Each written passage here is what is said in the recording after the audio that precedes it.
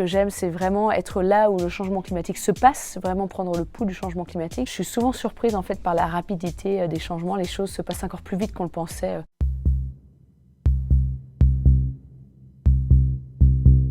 Je m'appelle Heidi Sevestre, je suis glaciologue et je travaille auprès de AMAP, le Arctic Monitoring and Assessment Program, au Conseil de l'Arctique.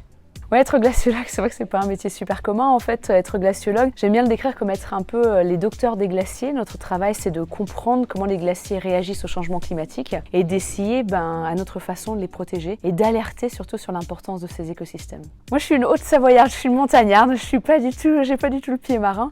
Et quand j'ai eu 17 ans, en fait, j'ai fait une rencontre d'un guide de haute montagne qui m'a dit qu'on pouvait étudier les glaciers. Il y avait des gens qui étaient payés pour les étudier. Et donc, c'est à partir de ce moment-là que je me suis embarquée dans des études assez longues, jusqu'au doctorat pour devenir glaciologue. Et ce que j'aime, c'est ces paysages absolument extraordinaires. Ce que j'aime, c'est vraiment être là où le changement climatique se passe, vraiment prendre le pouls du changement climatique, mais aussi particulièrement faire de l'éducation, de la communication, de la sensibilisation. Ouais, c'est vrai que j'ai cette chance en fait tout au long de ma carrière d'avoir passé beaucoup de temps sur le terrain et je continue à le faire énormément dans les régions polaires, que ce soit en Arctique ou en Antarctique. Et là, aujourd'hui, je développe aussi un projet sur les glaciers tropicaux. Donc en fait, on a des glaciers qui sont le long de l'équateur à 5000 mètres d'altitude. C'est des glaciers qui réagissent très vite au changement climatique et qui ont été un petit peu oubliés de la communauté scientifique. Donc encore beaucoup de terrain à faire dans les années qui arrivent, ça c'est sûr.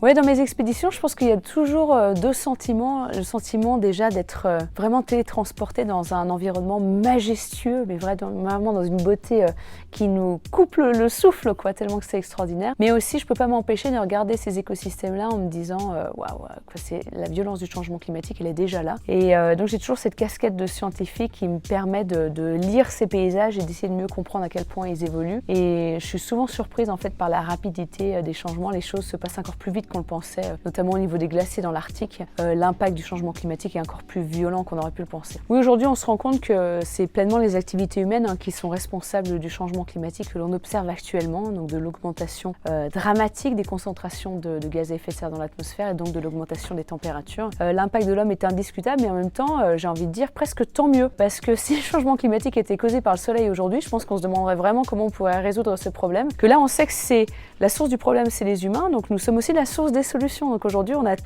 plein de belles choses à faire pour lutter contre le changement climatique et la combustion des énergies fossiles. Aujourd'hui, il y a énormément de choses que l'on peut faire pour lutter contre le changement climatique. La première chose à faire, je pense, c'est déjà de s'éduquer sur ces sujets. C'est indiscutable que si on ne comprend pas ce qui se passe au niveau du changement climatique aujourd'hui, on n'aura pas envie de changer. Si on ne comprend pas pourquoi on nous demande de faire des efforts, pourquoi est-ce qu'on les ferait? Donc l'éducation, c'est vraiment la clé à tous les niveaux, à tous les âges, à toutes les situations socio-professionnelles. Aussi, ce que j'aime dire, c'est qu'il faut s'engager. Il faut s'engager, que ce soit auprès d'une association, que ce soit auprès de son établissement scolaire, que ce soit auprès de son entreprise. Aujourd'hui, il faut mettre du temps et de l'énergie sur ces sujets-là parce que ça nous permet d'être plus résilients et de finalement fortifier, donner plus de résilience à nos territoires. Et une dernière chose que j'aime dire, c'est qu'il faut voter. Il faut voter, ça y a aucun doute là-dessus. Voter, c'est très très important pour lutter contre le changement climatique. Il faut qu'on choisisse des personnes qui nous représentent, qui comprennent l'urgence totale dans laquelle on est. L'Union européenne aujourd'hui a des objectifs très ambitieux de lutter contre les émissions de gaz à effet de serre, de rester dans les clous face à l'accord de Paris, à des températures qu'on ne devrait pas,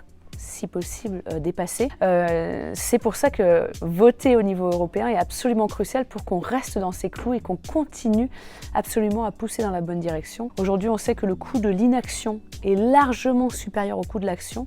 On va avoir besoin au niveau européen de courage, d'ambition, d'audace et de comprendre que si on investit aujourd'hui dans la lutte contre le changement climatique, c'est un investissement pour l'avenir et c'est la meilleure protection que l'on peut donner à nos populations.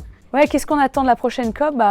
C'est clair qu'aujourd'hui, on attend à ce que ces conférences internationales du climat, alors cette année, ça va avoir lieu à Bakou, en Azerbaïdjan, on attend à des engagements forts, on attend aussi une transparence de la part des États et de la société civile et aussi du secteur privé. Donc ce qu'on attend, c'est encore plus, si possible, et ça ne va pas être difficile par rapport à l'année dernière, d'écouter encore plus la science. On attend à vraiment avoir des engagements très forts pour rester sous la barre des 1,5 degrés d'augmentation de température. Bien sûr, il y a un message que j'aimerais faire passer aux jeunes. Le message que j'aime beaucoup, c'est Jane Fonda qui l'a dit, qui est une vraie militante. C'est une actrice américaine qui a travaillé sur énormément de sujets, la guerre au Vietnam, les inégalités. Elle travaille beaucoup sur le changement climatique aujourd'hui. Elle a dit cette phrase qui est très belle. Elle a dit: le meilleur remède face à l'éco-anxiété, c'est l'action.